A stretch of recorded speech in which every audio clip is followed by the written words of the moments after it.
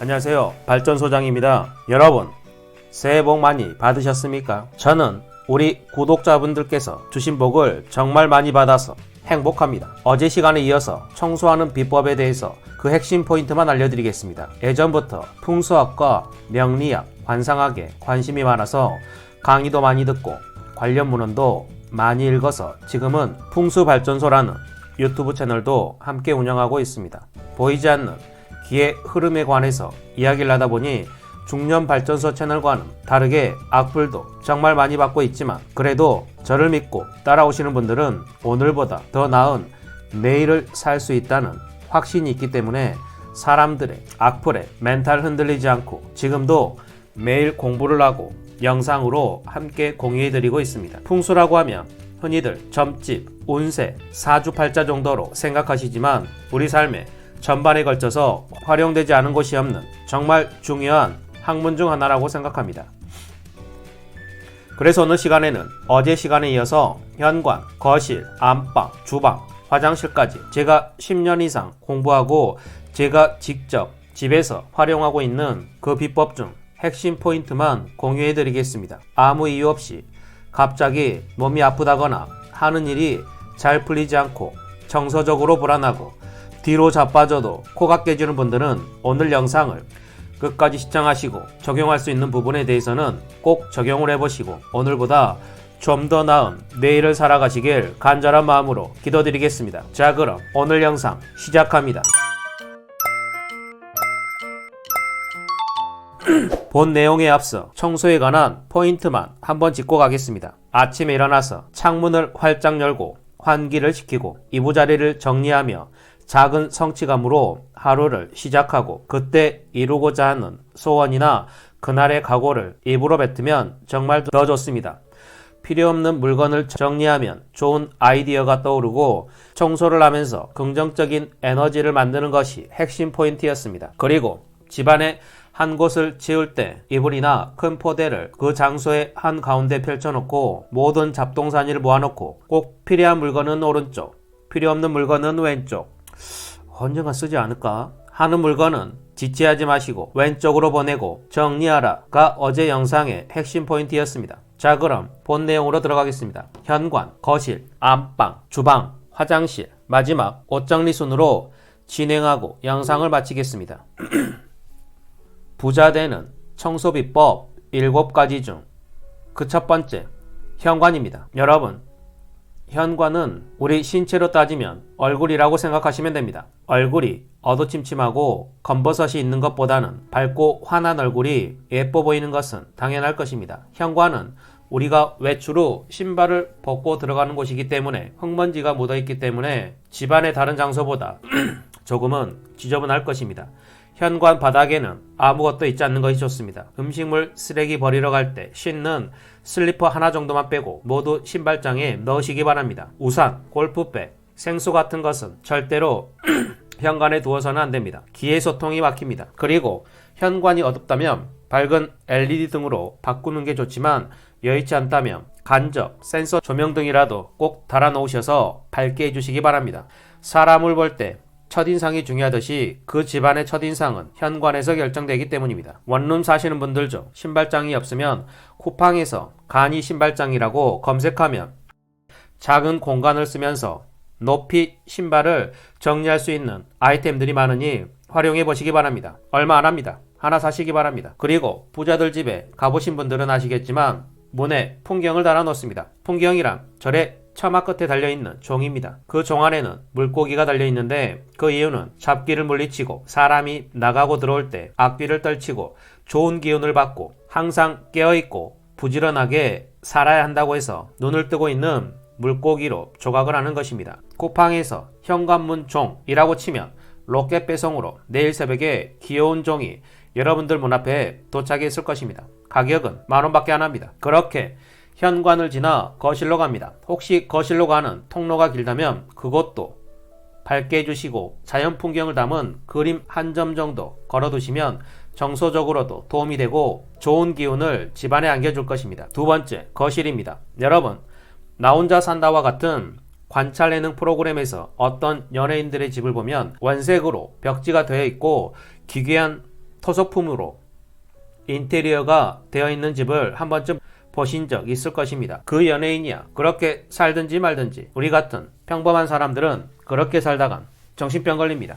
거실의 조명은 밝아야 하고 벽지도 원화한 색의 벽지가 좋습니다. 거실은 여러 가족이 사용해서 양기가 강하므로 환기를 자주 시켜주고 4인 이상의 가족이 생활한다면 공기청정기는 필수입니다. 오래되고 어두운 색의 가구는 가능하면 처리하는 게 좋지만 의미가 있는 가구라서 버리기 힘들다면 간접등이나 밝은 색의 화분으로 균형을 맞춰줘야 합니다. 거실에서 간혹 반려식물을 키우는 분들이 계시는데 10평 기준으로 1개 정도가 적당합니다.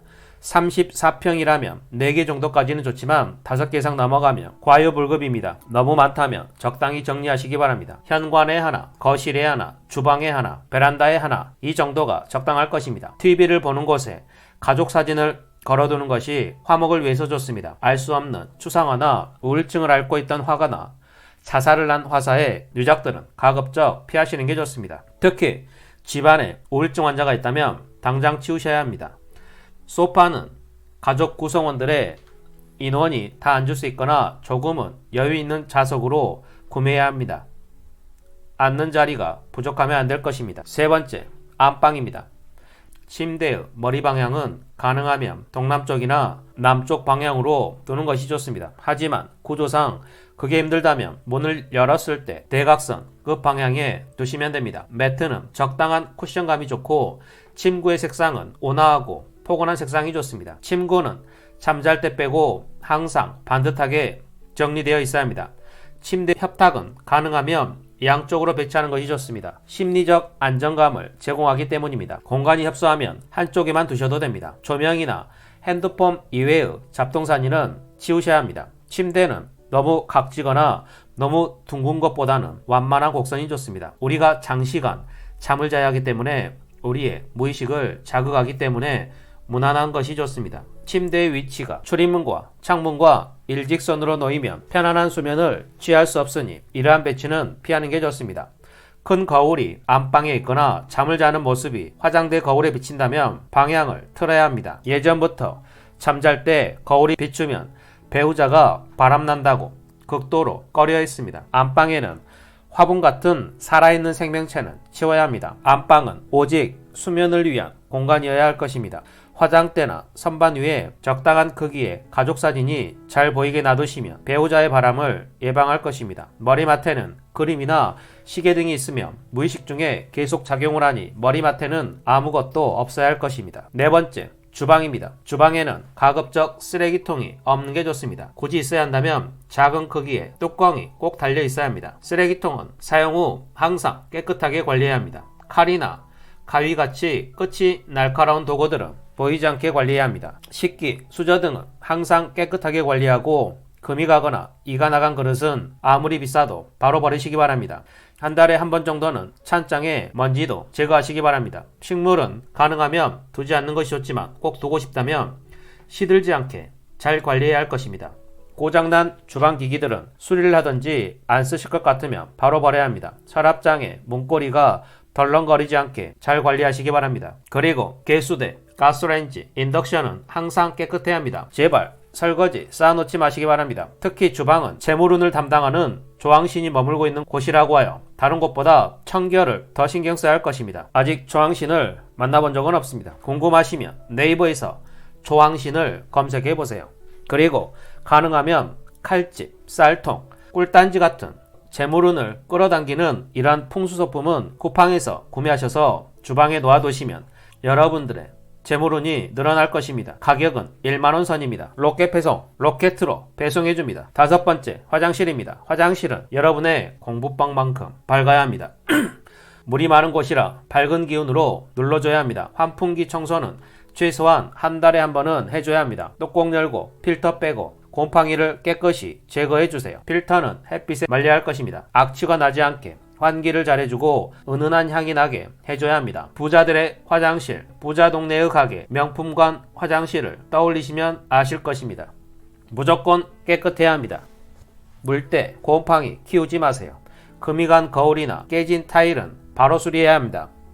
몇 푼 아끼려다 큰 화를 당합니다. 마지막 여섯 번째, 옷입니다. 1년 이상 입지 않은 옷은 헌옷 수거함에 버리시면 됩니다. 하지만 최근까지 입었던 옷인데 얼룩이 묻었거나 심하게 손상돼서 버려야 한다면 최소한 집안에서 7일 이상 두신 후에 버리시고 가능하다면 3, 7일 즉 21일 후에 버리시는 게 뒤탈이 없을 것입니다. 속옷을 버리실 때는 그냥 버리지 마시고 가운데를 잘라서 검은 비닐봉지에 넣어서 버려야 탈이 없습니다. 특히 속옷은 우리의 기운을 가장 많이 담고 있기 때문입니다. 시골 사시거나 마당에 있는 분들은 쓰레기를 태울 때 안 입는 옷이나 속옷, 스타킹 등을 태우는데 제발 그러지 마시기 바랍니다. 옷을 태우는 것은 죽은 사람에게 하는 행동입니다. 누군가를 빨리 하늘나라로 보내고 싶다면 그 사람의 속옷을 태우세요. 옷이나 속옷뿐 아니라 양말, 러닝, 와이셔츠, 넥타이, 스카프, 스타킹, 모자 등 우리의 몸에 직접적으로 붙어있는 물건들은 해지거나 구멍이 나면 아까워하지 마시고 가위로 잘라서 검은 봉투에 넣어서 버리시기 바랍니다. 제발 집안에서도 목이 배꼽까지 늘어난 티를 입는다거나 바깥 양반, 러닝으로 걸레를 만들어서 사용하는 그런 불상사는 더 이상 만들지 마시기 바랍니다. 오늘은 이렇게 어제 청소에 이어서 현관, 거실, 안방, 주방, 화장실, 옷까지 풍수학 문헌에 기초하여 제가 10년간 직접 적용하고 효과를 본 모든 노하우의 특급 포인트만 알려드렸습니다. 제 풍수 채널에 가보시면 아시겠지만 오늘 영상에서 알려드린 내용은 제 풍수 영상 중에서 약 20개 영상 중 핵심 포인트만 집약해서 알려드렸습니다. 그 이유까지 알려드리면 영상 시간이 5시간 정도까지 늘어나니 그 자세한 이유에 대해서 궁금하신 분들은 제 풍수발전소 채널에 가셔서 본인이 궁금하신 부분의 주제에 대해서 시청해 주시기 바랍니다. 오늘은 이 말을 끝으로 영상을 마치겠습니다. 보이는 것이 전부가 아니다. 오늘도 영상을 끝까지 시청해 주셔서 정말 감사합니다. 오늘 영상이 유익하고 여러분의 삶에 도움이 되셨다면 구독, 좋아요, 알림 설정 부탁드리고 댓글에 발전소장님은 쪽집게 과외 선생님 같아요 라고 남겨주시면 사람들이 무슨 소리지? 하고 궁금해하면서 제 영상을 클릭할 것입니다.